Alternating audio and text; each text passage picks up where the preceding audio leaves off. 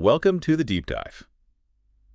Okay, so we've got these excerpts from Fundamentals of Judo, and we're going to really try and get to the heart of it today. Yeah, sounds good. Our mission, basically, for you listening, is to, pull out the core stuff, the principles, the techniques, without it feeling like reading a textbook. Right. Keep it streamlined. Exactly. Yeah. A clear guide to the basics of what makes judo, well, judo. And the sources you sent, they cover quite a bit. We've got history, the philosophy side of things, the basic movements, throats, that's najwaza, then grappling, katamewaza, and even touches on striking, atamiwaza, and vital points. So, yeah, plenty to dig into. Okay, cool. Let's start at the beginning then, the origins. Professor Jigoro Kano, it sounds like he had a very specific idea in mind. It wasn't just cobbled together from old moves, was it? No, definitely not. Kano was very deliberate. He saw judo as, well, more than just fighting. It was physical, sure, but also intellectual, moral, a whole discipline. Evolved from jiu-jitsu, though. Yeah, it came from jiu-jitsu, but Kano refined it. He wanted effectiveness, obviously, but also character building. He boiled it down to these two big ideas: maximum efficiency with minimum effort. Okay, that sounds key. It really is. It's all about leverage, timing, using your opponent's momentum, not just muscling through. And the second one, mutual welfare and benefit. Mutual welfare. So, like, respect. Both people gaining something. Exactly. It's about learning together, respecting your training partner. You're trying to improve, they're trying to improve. It's not just about smashing them. Think about that efficiency principle, finding the smartest way, not just the hardest. That applies everywhere, right? Not just on the mat. That's a really good point. Yeah. Okay, so you've got the mindset. What about the gear? The judogi, that white outfit, it looks pretty sturdy. Oh, it has to be. It's designed specifically for judo. Usually thick, double-weave cotton. It needs to handle a lot of grabbing and pulling without tearing. And the colors. Usually white, sometimes blue. Right. White is traditional, but in competitions, they often use white and blue so the referee and judges can tell the competitors apart easily. Makes scoring clearer. And the belt, the obi, that's more than just functional, isn't it? Oh, absolutely. Yeah, it holds the jacket closed, but the color signifies your rank, your experience level. It's a big part of the tradition. The whole uniform, the judogi, has three parts. The uwagi, that's the jacket, the zuban, the pants, and the obi, the belt. All designed for the practice. Okay. Got the philosophy, got the uniform. Now you're actually on the mat. First steps. How do you even stand? Right. Posture is fundamental. It's called shizentai, natural posture. Basically a balanced, relaxed stance. Feet about shoulder width apart, ready to move any direction but stable. Natural. Makes sense. And there are slight variations like miji shizentai, which is right natural posture, or hidari shizentai, left natural posture. Just means one foot is slightly forward. It subtly changes your options, for initiating moves. So you're balanced. Ready? How do you move? Just walking isn't quite it, I imagine. No, there's specific footwork. Sugiyashi is the following step. One foot moves, the other slides up quickly so you maintain your stance. You don't cross your feet. Keeping the base. Exactly. Then there's ayumiyashi, which is more like normal walking, but controlled, maintaining balance. But maybe the most important is taisabaki. Taisabaki. Yeah, body shifting or turning, pivoting. It's how you move around your opponent, create angles, get into position for a throw. Super important. Okay, posture, footwork. But you can't just walk up and throw someone, right? You need to, set it up. Is that the balance breaking thing? Kuzushi? Yes, you nailed it. Kuzushi breaking balance, it's absolutely essential. Before any throw, any major technique, really, you have to disrupt their stability first. How does that work? Just pushing them? It's more subtle than just pushing, usually. It involves pulling, pushing, maybe lifting slightly, often combined with your movement. The source mentions Happo no Kuzushi, the 8 directions of breaking balance. 8 directions, like points on a compass. Pretty much. Imagine them standing in the middle. You can break their balance straight forward, straight back, sideways, or on the diagonals, front, right, rear, left, etc.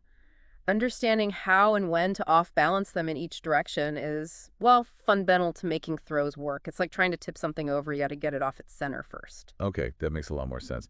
The 8 directions. So you get them off balance.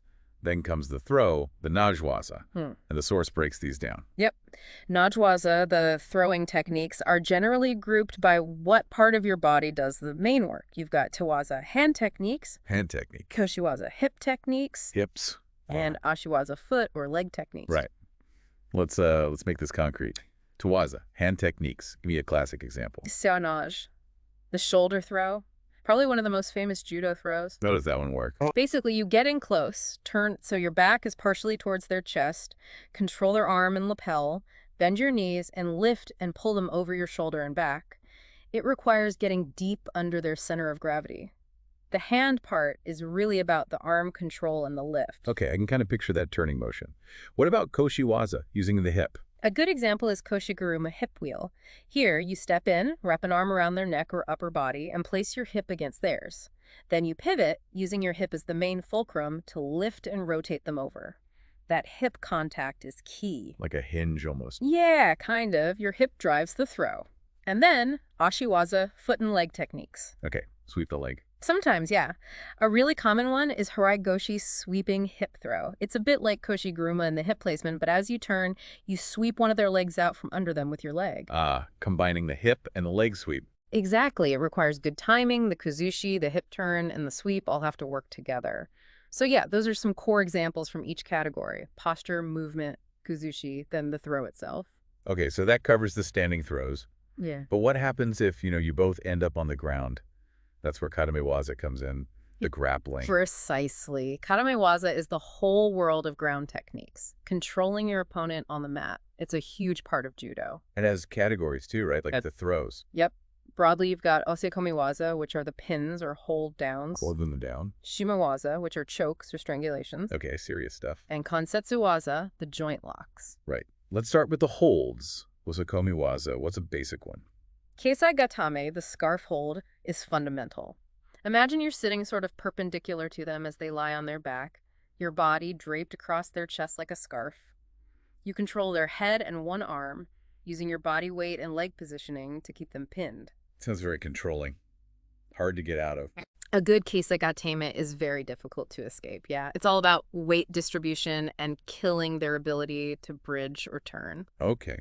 Now, shimawaza, the chokes. How do they work generally? Shimawaza primarily target the carotid arteries on the sides of the neck. The goal is to restrict blood flow to the brain temporarily, causing them to submit or tap out. It's not about crushing the windpipe. Okay. That's an important distinction. Example. Hadaka Jime, often called the rear naked choke, is a classic.